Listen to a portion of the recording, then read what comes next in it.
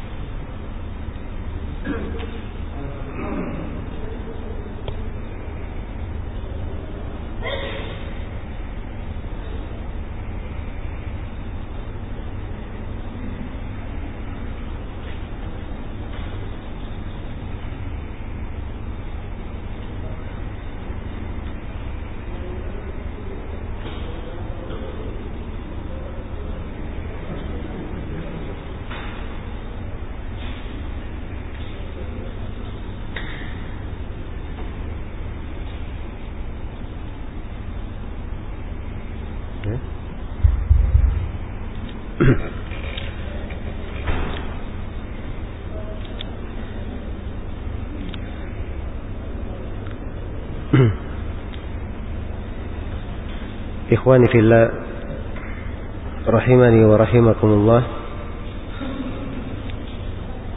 Alhamdulillah, pada pagi hari ini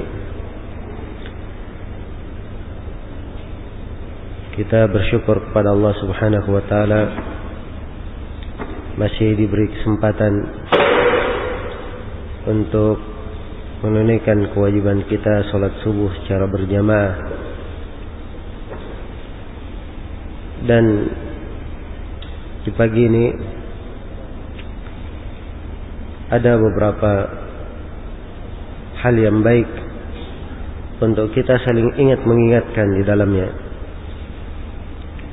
Sebab seorang mukmin, sebagaimana yang disebutkan di dalam Al-Quran, perlu untuk selalu mendapat peringatan. Wadzakir fa inna dzikra tanfa'ul mu'minin. Berilah peringatan, sesungguhnya peringatan itu bermanfaat bagi orang yang beriman. Sebutkan bermanfaat bagi orang yang beriman. Dan dari pokok agama kita adalah saling nasihat menasihati dalam perkara-perkara yang membawa kebaikan untuk kita di dalam kehidupan dunia dan di kehidupan akhirat. Dan ini adalah ciri agama. Rasulullah sallallahu alaihi wasallam bersabda, "Ad-dinun nasiha." Agama itu adalah nasihat.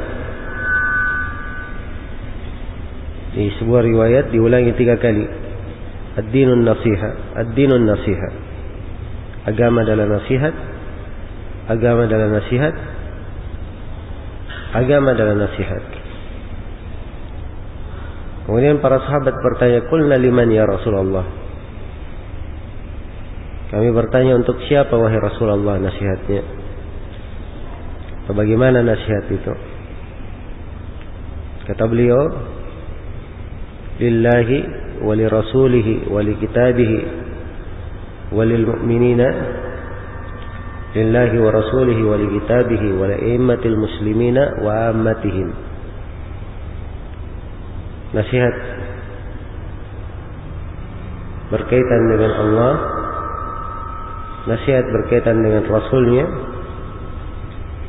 nasihat berkaitan dengan kitabnya, nasihat berkaitan dengan penguasa kaum muslimin dan keumuman kaum muslimin.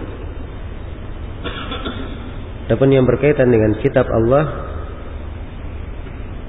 nasihat yang dimaksud adalah dia mempelajari Al-Quran, mengkajinya, dan beramal dengan kandungannya. Untuk Rasulnya, dia mempelajari hadis Rasulullah sallallahu alaihi wasallam, mengamalkannya. Nasihat untuk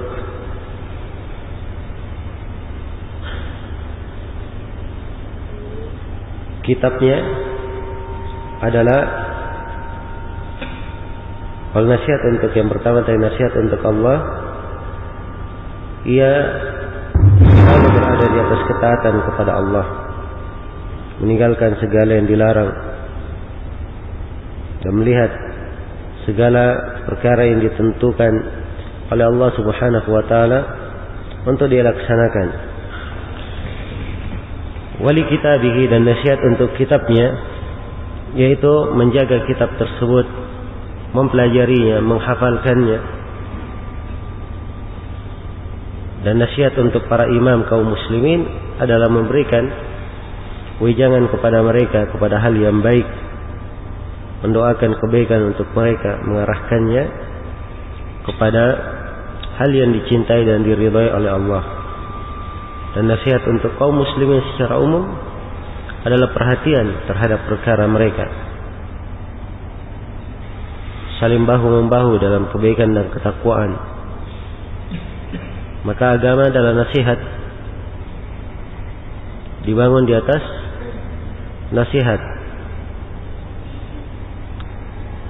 Dan Rasulullah SAW pernah mengambil baiat dari para sahabat untuk hal ini.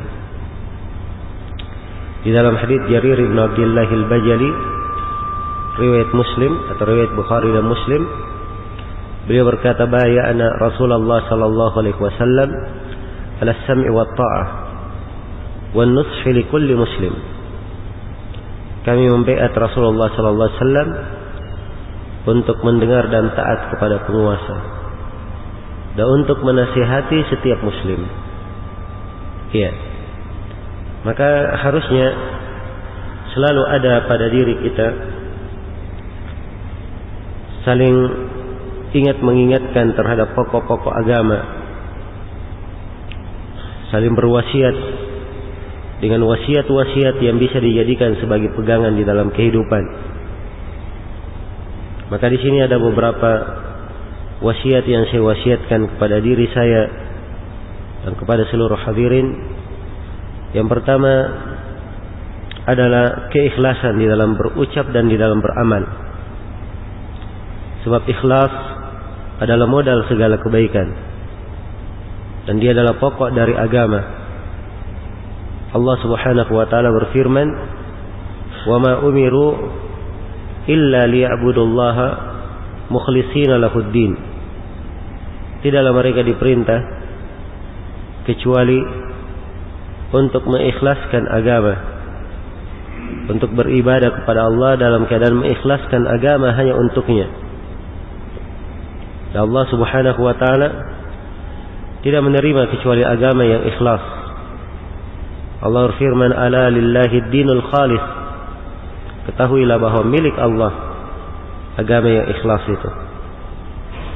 Keikhlasan ini adalah hal yang sangat bermanfaat, perkara yang menentukan keabsahan sebuah amalan dan menentukan besar kecilnya pahala sebuah amalan. Maka ikhlas dalam segala perkara adalah hal yang membawa kebaikan. Apalagi itu ikhlas dalam menuntut ilmu agama, ikhlas di dalam seorang berdakwah di jalan Allah, ikhlas di dalam menyebarkan kebaikan. Maka ini dari perkara yang hendaknya selalu kita perhatikan dan selalu kita ingat di dalam kehidupan ini. Kemudian yang kedua, dari hal yang hendaknya selalu kita perhatikan, bahwa kesungguhan di dalam menuntut ilmu itu adalah bekal yang sangat penting di dalam kehidupan. Kesungguhan di dalam menuntut ilmu, karena dengan kesungguhan ini Allah Subhanahu wa taala memberikan kemudahan. Walladzina jahadu fina lanahdiyannahum subulana.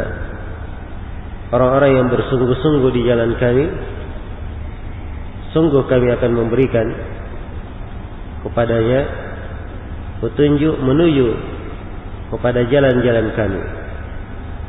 Jadi kalau ada kesungguhan, maka Allah membukakan jalan-jalannya. Suatu hari dikatakan kepada Imam Asy-Syafi'i rahimahullahu ta'ala, dan beliau dikenal dengan keilmuan yang luas. Beliau ini dari ulama tabi'in, sudah menjadi rujukan manusia dimintai fatwa, sedangkan puluhan sahabat masih hidup. Dikatakan kepada Asy-Syafi'i, bagaimana cara engkau mendapatkan ilmu ini? Bagaimana cara engkau mendapatkan ilmu? Maka Syafi'i rahimahullah menjawab, binasil i'timad was-sayri fil bilad wa bukurin ka bukuril ghurab wa jamadin wa sabrin ka sabril jamad. Kata beliau, saya dapatkan ilmu ini dengan nasyul i'timad, dengan tidak bersandar pada diri, tidak bersandar pada nikmat dan fasilitas yang dia miliki. Ini sifat yang pertama, seorang yang punya kesungguhan. Dia tidak bersandar pada dirinya, tidak terbatas pada apa yang dia miliki, tapi dia berusaha untuk selalu bermohon kepada Allah dan selalu mencari. Kemudian kata beliau, was-sayri fil bilad. Ilmu ini saya dapatkan dengan berkeliling di berbagai negeri. Jadi rupanya beliau tidak hanya menuntut ilmu di negerinya, beliau mengambil ilmu dari negeri-negeri lain, berkeliling. Iya. Dan berkeliling di negeri-negeri ini memberikan keberkahan untuk beliau. Karena rihlah perjalanan menuntut ilmu itu adalah sunnah dari ulama salaf terdahulu. Bahkan dimaklumi bahwa Nabi Musa alaihi salam melakukan perjalanan untuk menjumpai Nabi Khidir. Dan di dalam perjalanannya ia berkata, laqad laqina fi safarina hada nafaba. Sungguh kami telah menjumpai dalam perjalanan kami ini nafaba, ada hal yang sangat meletihkan. Iya. Maka disebutkan keletihan. Namun demikianlah seorang penuntut ilmu. Ia terus berjalan di dalam menuntut ilmu tersebut, melakukan rihlah dan perjalanan untuk mencari dan mengambil ilmu. Kemudian yang ketiga kata Syafi'i, wa bukurin ka bukuril ghurab. Dan dia mendapatkan ilmu dengan cara berpagi-pagi. Dia menuntutnya seperti burung gagak, pagi-pagi sudah pergi mencari mansanya. Ini menunjukkan kesungguhan dan perhatian. Iya. Tidak ada kemalasan di dalamnya. Karena memang harus ada semangat. Dan ilmu itu kalau kita berikan seluruh waktu kita tidak akan dapatkan kecuali sebagiannya saja. Apalagi kalau tidak diberikan waktu. Ya, dan ilmu agama adalah hal yang luas. Imam Muslim rahimahullahu ta'ala di dalam sahihnya, bukan dari kebiasaan beliau menyebutkan ucapan dari seorang tabi'in atau seorang ulama dari as-salaf. Biasanya yang disebutkan di dalam sahihnya hadits yang bersambung dari Nabi sallallahu alaihi wasallam. Ini di dalam sahih. Di pembahasan salat, di waktu-waktu salat, beliau membawakan riwayat-riwayat yang sangat banyak berkaitan dengan waktu-waktu salat. Tanpa riwayat yang beliau dapatkan dari berbagai negeri. Ya. Kemudian beliau membawakan sebuah asar untuk menghibur dirinya sendiri. Ya, sebab ini riwayat-riwayat yang beliau sebutkan tidak mungkin dikumpulkan oleh seseorang kecuali dengan keletihan yang sangat besar, kecuali dengan perjalanan yang sangat panjang. Beliau kumpulkan dalam satu tempat. Maka beliau menghibur dirinya dengan membawakan ucapan Yahya bin Abi Katsir. Yahya bin Abi Katsir berkata, la yustata'ul ilm birahatil jisim. Ilmu itu tidak akan didapatkan dengan badan yang santai. Ilmu tidak akan didapatkan dengan apa? Dengan badan yang santai. Dan ini kalimat berjalan di lisan as-salaf dalam menuntut ilmu. Disebutkan di dalam biografi Ibnu Abi Hatim di Syiar Alamin Nubala dan selainnya, bahwa beliau ketika memasuki negeri Mesir untuk mengambil hadis, beliau menceritakan bagaimana keadaan beliau di Mesir. Kata beliau, di pagi hari kami berkeliling ke rumah-rumah guru, dan di malam hari kami menulis apa yang kami dapatkan. Iya. Jadi kebiasaan mereka duduk di majelis guru, mereka dengarkan hadits, mereka hafalkan hadits-hadits itu di majelis. Ya. Kemudian di malam harinya mereka menulis apa yang mereka hafalkan di pagi hari, di siang hari yang mereka dapatkan. Jadi ini pekerjaannya di Mesir selama belasan hari. Kata beliau, kami di Mesir tidak memiliki makanan kecuali hanya sekedar kuah saja.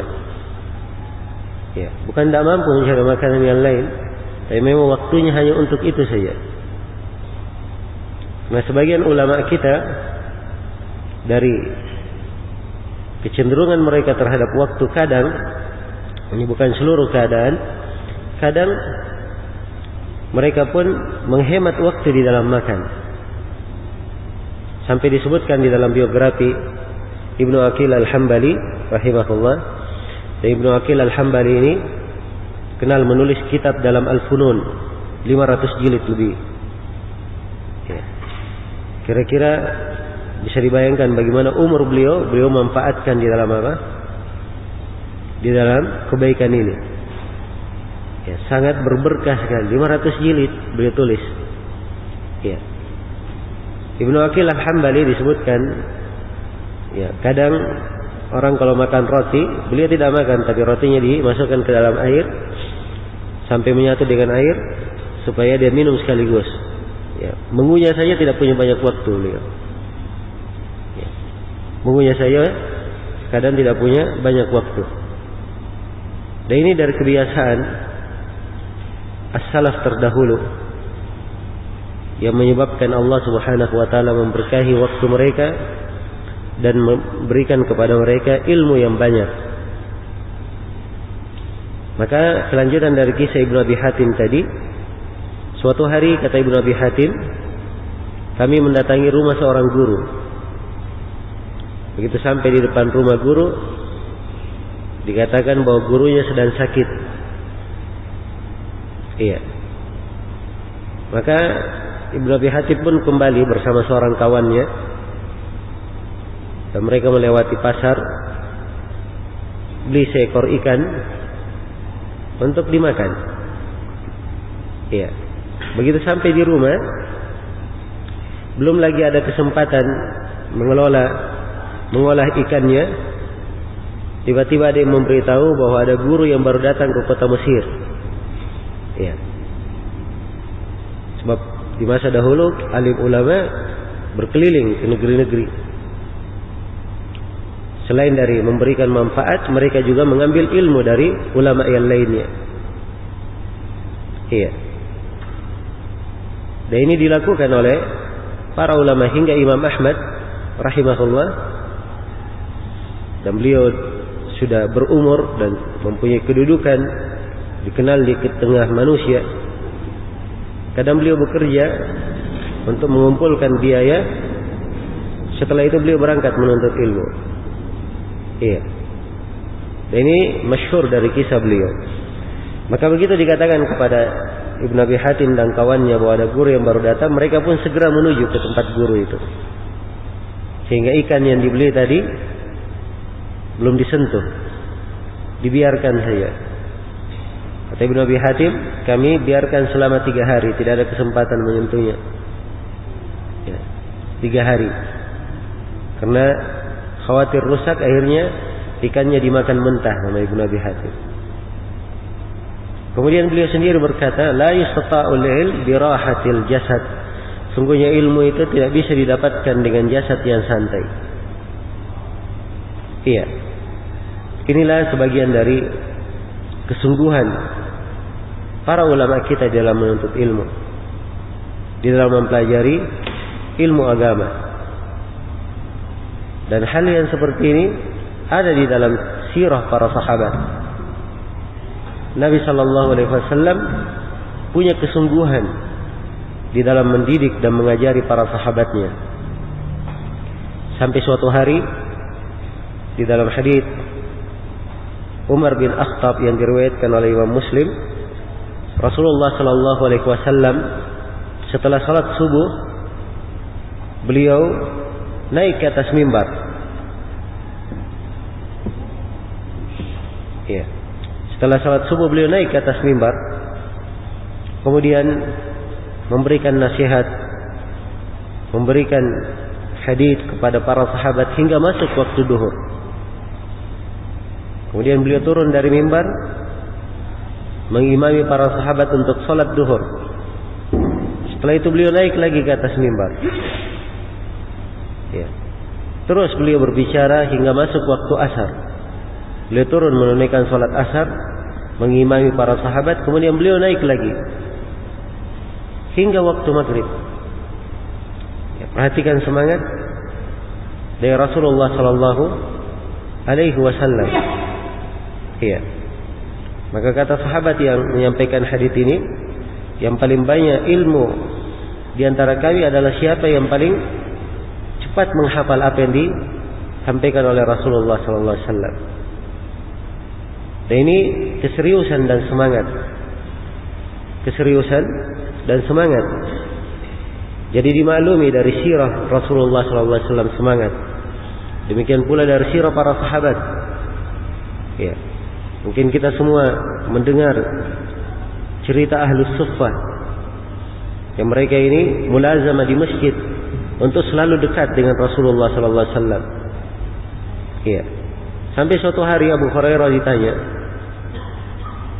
dari mana engkau mendapatkan ilmu sedemikian banyak? Padahal Abu Hurairah radhiyallahu taala anhu, beliau hanya bersahabat dengan Nabi selama 4 tahun. Iya. Maka Abu Hurairah berkata, ya, beliau di sini menceritakan keadaan, bukan membanggakan diri. Maka beliau berkata, adalah sebagian sahabat, mereka di siang hari sibuk dengan urusannya masing-masing, ada yang ke pasar dan selainnya. Adapun aku, kata Abu Hurairah, aku tetap berada di masjid walaupun saya dalam keadaan kelaparan dan kadang perutku saya ganjal dengan batu, kata Abu Hurairah, ya, supaya dihibur perutnya, terasa kenyang. Ya, diganjal dengan batu, hanya dia ditempelkan batu. Ya. Maka suatu hari, kata Abu Hurairah, Rasulullah berkata, siapa yang menghamparkan ridanya, kemudian dia dengar dari saya, dia genggam ke dalam dadanya, dia tidak akan lupa hadits yang dia dengar dariku. Maka tidak ada yang hadir waktu itu kecuali Abu Hurairah. Abu Hurairah pun melakukannya. Ya, karena itu Abu Hurairah radhiyallahu taala anhu itu dikenal dengan hafalan yang kuat. Ya, sampai disebutkan di dalam biografinya pernah ada yang menguji Abu Hurairah. Ia minta supaya disampaikan hadis oleh Abu Hurairah. Maka Abu Hurairah menyampaikan hadis kepadanya, dan ada orang di belakang tirai menulis semua yang disampaikan oleh Abu Hurairah. Maka tahun berikutnya orang tersebut kembali mengundang Abu Hurairah, meminta menyampaikan hadis yang sama. Maka Abu Hurairah mengulangi hadis-hadis tersebut, tidak kurang 1 huruf pun. Tidak kurang 1 huruf pun. Ya. Dan ini dari keseriusan para sahabat di dalam pelajari ilmu, di dalam mendetailkan ilmu. Hal yang patut untuk kita selalu mencontohnya. Iya. Kemudian yang ketiga, dari sifat seorang muslim, dia beramal dengan apa yang dia ketahui. Dan ilmu yang dia pelajari itu menghiasi akhlaknya dan menghiasi kehidupannya. Sebab ilmu adalah pohon dan amalan adalah buahnya. Amalan adalah buahnya. Maka harus tampak darinya buah yang bermanfaat baginya. Iya. Disebutkan di dalam biografi Imam Abdullahi, atau di dalam biografi Abu Dawud As-Sijistani rahimahullahu ta'ala. Imam Abu Dawud dikenal ya penulis As-Sunan. Bukunya salah satu rujukan umat Islam. Abu Dawud rahimahullahu ta'ala disebutkan dalam biografinya bahwa beliau ini sangat mirip dengan Ahmad bin Hanbal. Sangat mirip dalam akhlaknya, dalam wibawanya, dalam pembawaannya. Sangat mirip. Kemudian disebutkan bahwa gurunya Ahmad bin Hanbal itu sangat mirip dengan Waki' ibnul Jarrah. Dan Waki' ibnul Jarrah ini guru Imam Ahmad. Ya. Dan disebutkan bahwa Waki' ibnul Jarrah beliau sangat mirip dengan Sulaiman bin Yasar. Dan Sulaiman sangat mirip dengan Ibrahim An-Nakhai. Dan Ibrahim sangat mirip dengan Qais atau Alqamah bin Qais. Dan Alqamah sangat mirip dengan Ibnu Mas'ud. Dan Ibnu Mas'ud sangat mirip dengan Rasulullah sallallahu alaihi wasallam. Perhatikan ya bagaimana pengaruh ilmu itu. Iya.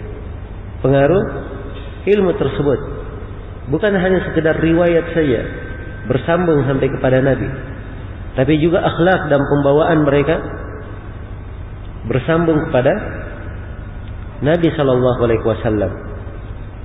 Ya, karena itulah seorang penuntut ilmu hendaknya selalu memperhatikan hal ini di dalam dirinya. Ia berusaha mengamalkan ilmunya dan menghiasi kehidupannya dengan apa yang dia pelajari. Dan ini dari keberkahan di dalam menuntut ilmu agama, di dalam mempelajari ilmu agama. Iya. Kemudian yang keempat yang ingin saya ingatkan di sini, ada sebuah ucapan yang indah dari Yahya ibnu Ma'in rahimahullahu ta'ala. Yahya ibnu Ma'in adalah seorang imam dari ahli hadits. Ini semasa dengan Imam Ahmad, dari rekan Imam Ahmad. Yahya ibnu Ma'in berkata, alatul muhaddits as-sidq wasyuhra wat-talab wajtinabu wa tarkul bid'ah wajtinabul kaba'ir. Kata beliau, alat seorang ahli hadits untuk mendapatkan ilmu ada 5 beliau sebutkan. Ini alat untuk meraih ilmu. Ada 5. Yang pertama kata beliau adalah as-sidq, kejujuran, kesungguhan. Harus ada kesungguhan. Iya. Kemudian yang kedua kata beliau asy-syuhrah,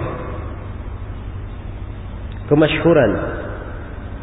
Ya, masyhur bukan artinya ya, dia ingin selalu tampil supaya dikenal di publik, tidak.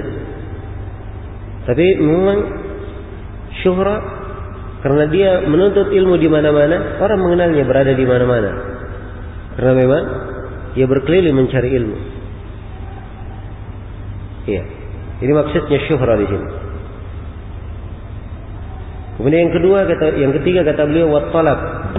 Alatnya dengan mencarinya, selalu berusaha untuk mendapatkannya. Kemudian yang keempat adalah meninggalkan bid'ah. Jangan dia mendekati bid'ah.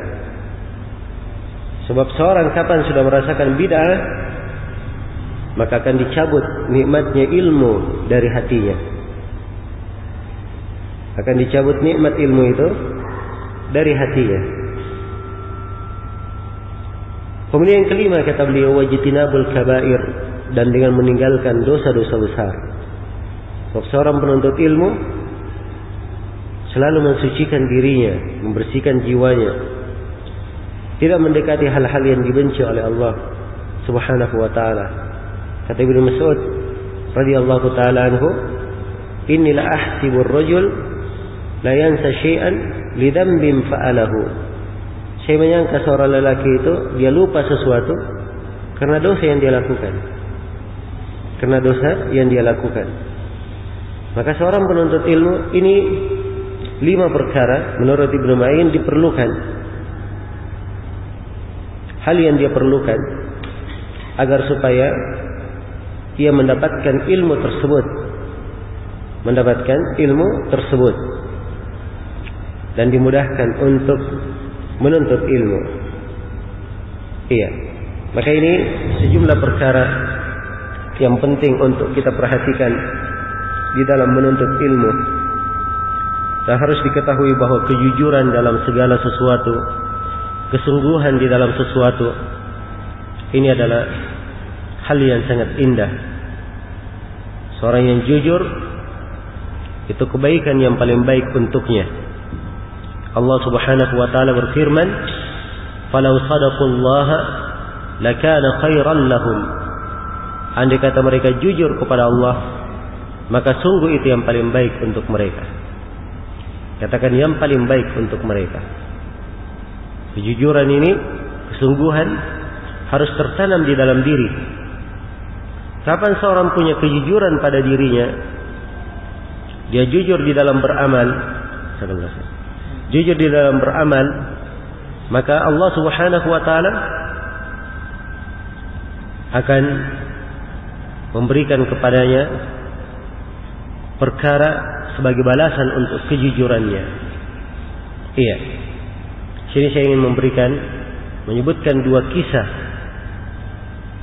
dari sejarah hidup ulama kita yang bisa memberi pelajaran untuk kita semua bagaimana manfaat dan arti kejujuran itu dan kesungguhan di dalam beramal dan menegakkan agama.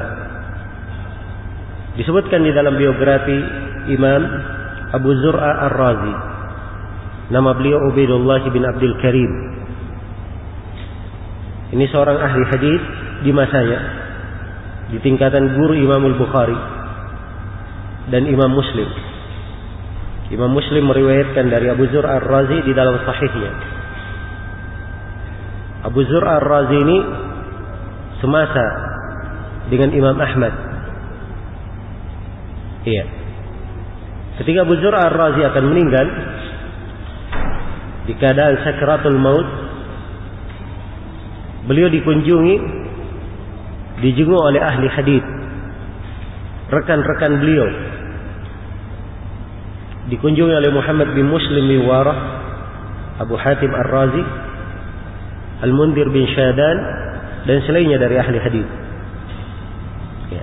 Dan ini tokoh-tokoh ahli hadis di masanya. Siapa yang tidak kenal mereka? Muhammad bin Muslim bin Warah ini dia lebih tua dari siapa? Abu Zur'a Ar-Razi. Abu Hatim Ar-Razi ini kawannya, rekannya dalam menuntut ilmu, melakukan perjalanan. Ya. Maka melihat Abu Zur'a Ar-Razi dalam keadaan sakaratul maut, mereka ingin melaksanakan hadits Nabi, mentalqin orang yang sakaratul maut dengan la ilaha illallah. Namun mereka malu melakukannya. Karena ini Abu Zur'a Ar-Razi seorang panutan manusia, dan mereka juga kadang mengambil manfaat ilmu dari Abu Zur'a Ar-Razi. Maka berkatalah Muhammad bin Muslim Warah, kalau gitu kita ingatkan saya dengan riwayat.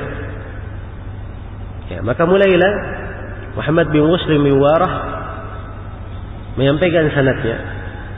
Kata beliau, haddatsana Abu Asim An-Nabil an Abdul Hamid bin Ja'far an Salih. Berhenti sampai situ saja, dia tidak mampu melanjutkan. Ya. Setelah itu Abu Hatim, yang kedua membawakan sanadnya.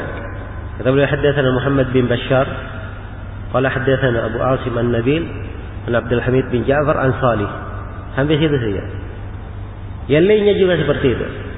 Maka Abu Zur Ar-Razi dalam keadaan beliau sakaratul maut, beliau paham bahwa orang-orang yang mengunjunginya ini ingin mentalkinnya dengan kalimat la ilaha illallah, dengan hadis itu. Maka dalam keadaan sakaratul maut beliau membawakan sanadnya. Beliau berkata haddatsana Muhammad bin Bashar qala haddatsana Abu Asim An-Nabil an Abdul Hamid bin Ja'far an Salih bin Abi Arib an Katsir bin Murrah an Mu'adz bin Jabal. Dari Mu'adz bin Jabal sahabatnya, Rasulullah sallallahu alaihi wasallam bersabda, "Man kana akhir kalamihi la ilaha illallah dakhala al-jannah." Siapa yang akhir ucapannya la ilaha illallah, dia masuk surga. Setelah itu langsung meninggal beliau. Ya. Di sebuah riwayat disebutkan beliau membaca haditsnya hanya siapa yang akhir ucapannya la ilaha illallah, sampai situ meninggal, keluar ruhnya. Ini kejujuran. Semasa hidupnya hanya menyampaikan hadis, membela hadis Rasulullah sallallahu alaihi wasallam, menuntut ilmu. Maka Allah muliakan dia. Dia mengucapkan kalimat la ilaha illallah dengan membawakan hadis yang biasa disampaikan. Iya. Dan disebutkan di dalam biografi Syekhul Islam Ibnu Taimiyah, hal ini disebutkan oleh Ibnu Katsir dalam Al-Bidayah wan Nihayah, ya, bahwa seorang yang hadir di penjara bersama Ibnu Taimiyah waktu itu menyebutkan bahwa kami mengkhatamkan Al-Quran bersama Ibnu Taimiyah dalam penjara sudah 80 kali. Ya, 80 kali. Begitu masuk ke khatam yang ke-81, ya, mengkhatamkan Al-Quran di ke-81-nya, maka Ibnu Taimiyah rahimahullahu ta'ala meninggal ketika membaca ayat innal muttaqina fi jannatin wa nahar fi maq'adi sidqin 'inda malikin muqtadir. Ini akhir ayat di surah Al-Qamar. Sesungguhnya orang yang bertakwa berada di dalam sorga dan sungai-sungai mengalir. Mereka di posisi orang yang sidik, orang yang jujur, punya kesungguhan di sisi Allah Subhanahu wa taala yang Maha punya kemampuan. Iya. Perhatikan bagaimana kejujuran, ya, membawa seseorang kepada hal yang indah. Maka harusnya ini yang selalu tertanam di dalam diri kita, dalam menuntut ilmu, di dalam beramal kebaikan. Apalagi di hari-hari ini kita melihat manusia banyak dari kaum muslimin dipalingkan dari ilmu agama yang benar. Maka diperlukan usaha dari orang-orang yang mengetahui agar supaya mengajak umat itu kembali kepada kebaikan. Dan ini perlu kesungguhan. Ya, harus ada pengorbanan dan harus dipahami tanggung jawab bersama dalam hal ini. Karena dakwah di jalan Allah itu bukan tanggung jawab satu pihak saja, bukan tanggung jawabnya ulama saja, tanggung jawabnya pemerintah saja, bukan tanggung jawab sebagian orang, tapi dia adalah tanggung jawab musyarakah. Setiap orang sesuai dengan kemampuannya, sesuai dengan apa yang dia mampu untuk meninggikan agama Allah Subhanahu wa taala. Karena itu, dari wasiat yang ingin saya ingatkan diri saya dan kepada seluruh hadirin, Allah Subhanahu wa taala berfirman, "Ya ayyuhalladzina amanu kunu ansarallah." Wahai orang-orang yang beriman, jadilah kalian penolong-penolong Allah. Apa artinya penolong Allah? Allah Maha Kaya, Maha terpuji, tidak perlu kepada manusia. Namun di sini dibahasakan penolong Allah sebagai anjuran yang sangat ditekankan. Ya. Bagi siapa yang selalu ingin menegakkan agama, menyebarkan agama, maka dia dianggap menolong agama Allah. Iya.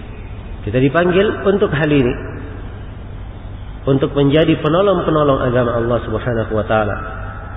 Maka ini perlu pengorbanan di dalam hal ini. Seorang harus ada kesungguhan dalam menuntut ilmu agama. harus ada kesabaran. Iya, di dalam mengajak manusia harus ada kesabaran di dalam menyampaikan kebaikan kepada manusia. Ini dari perkara yang dituntut dan diperlukan.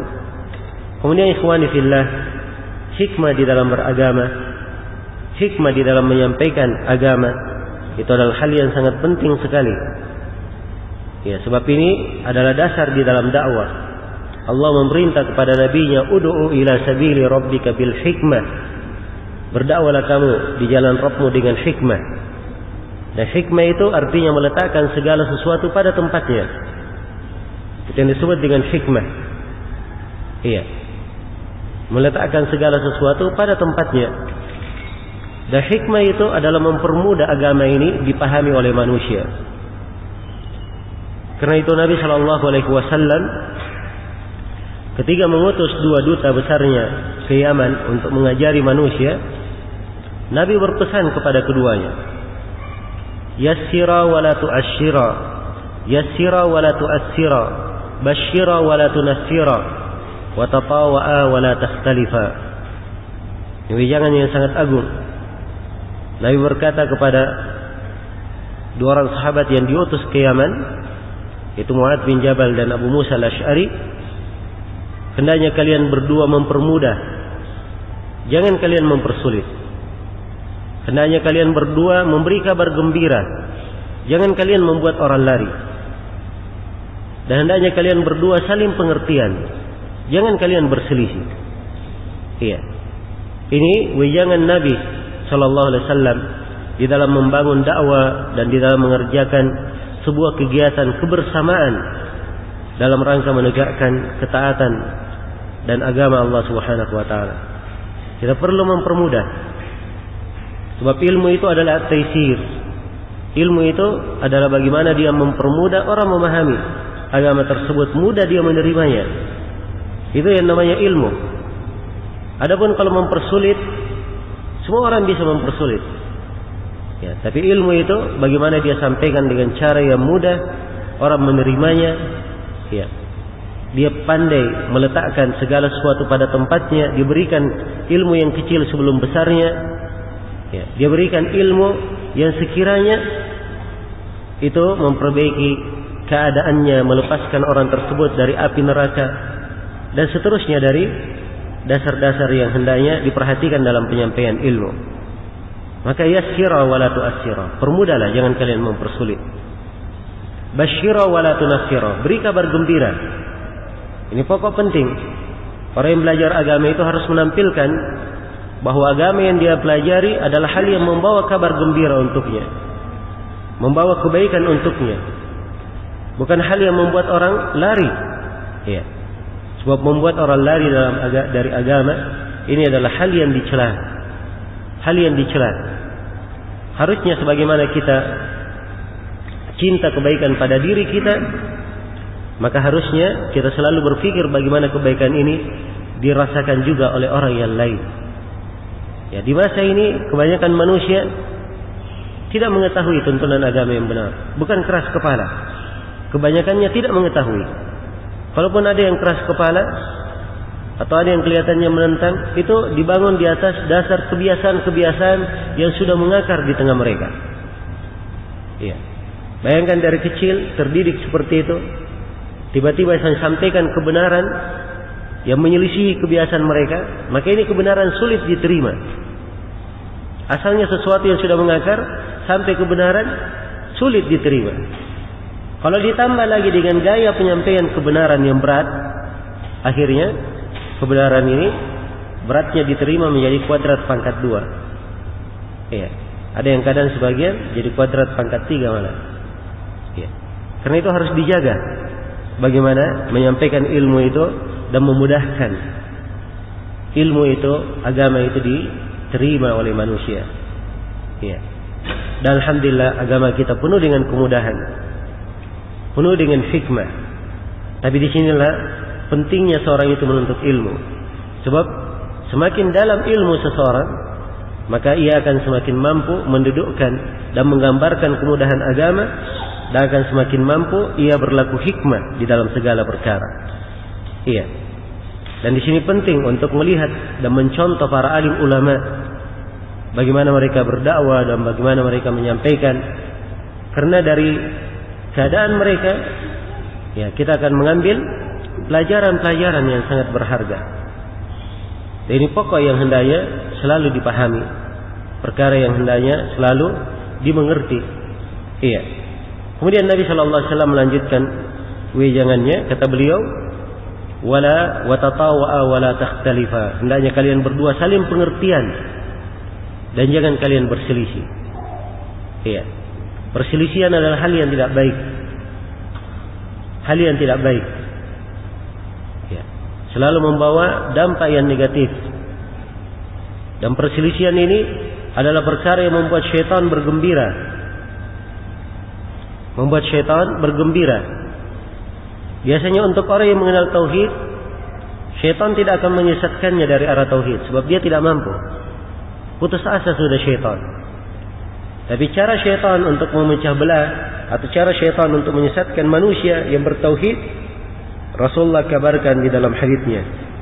Kata beliau, inna syaitana qad aisa ay ya'budahu al-musalluna fi jaziratil Arab walakin bit tahrish bainahum. Sungguhnya syaitan itu sudah putus asa. Syaitan sudah putus asa untuk disembah oleh orang yang salat di tanah Arab. Ya, kalau dia diminta untuk disembah di tanah Arab, putus asa sudahnya. Sebab orang sudah bertauhid. Ya. Tapi bagaimana cara syaitan untuk menyesatkan? Bitahrish bainahum, dengan mengadu domba antara sama mereka. Ya. Dibuat ini berselisih, ini sibuk dengan itu, ini sibuk dengan itu. Akhirnya terlantar kewajiban-kewajiban. Ya, harusnya mereka sudah maju 5 langkah, karena perselisihan bukannya maju 5 langkah, tapi mundur 10 langkah. Ya. Dan ini dari perkara yang tidak baik di kondisi apapun, di masyarakat manapun. Karena itulah hendaknya dijaga. Dan Nabi memberikan wejangan 3 ini bukan sembarang wejangan. Sebab ini 3 pokok yang diperlukan di dalam dakwah di jalan Allah, membentuk kebersamaan di dalam menegakkan agama. Kata Nabi, yassira wa la tu'assira, basyira wa la tunaffira, wa tatawa'a wa la takhtalifa. Permudahlah, jangan kalian persulit. Beri kabar gembira, jangan kalian membuat orang lari. Ya. Dan hendaknya kalian saling pengertian, jangan kalian berselisih. Maka ini sebagian hal yang ingin saya ingatkan sebagai wasiat-wasiat untuk saya pribadi, dan mudah-mudahan bermanfaat untuk seluruh ikhwah. Semoga Allah Subhanahu wa taala selalu melipat gandakan kebaikan dan keutamaannya untuk kita semua. Dan saya bermohon kepada Allah agar supaya kita selalu diberikan kekokohan berpijak di atas Islam dan berpijak di atas sunnah Rasulullah sallallahu alaihi wasallam. Semoga kita diwafatkan di atas Islam dan sunnah itu, dan dimuliakan oleh Allah Subhanahu wa taala kelak di kemudian hari di atas Islam dan sunnah tersebut. Mudah-mudahan apa yang kita dengarkan dan kita pelajari selama beberapa hari ini ada manfaatnya untuk semuanya, bisa menjadi bekal dan pencerahan untuk kita semua. Dan semoga Allah Subhanahu wa taala selalu memberikan kepada kita tambahan dari ilmu dan selalu memberkahi ilmu yang kita pelajari. Innahu waliyyu dzalika wal qadiru alaih. Subhanakallahumma bihamdik, asyhadu an la ilaha illa anta, astaghfiruka wa atubu ilaik. Walhamdulillahirabbil alamin.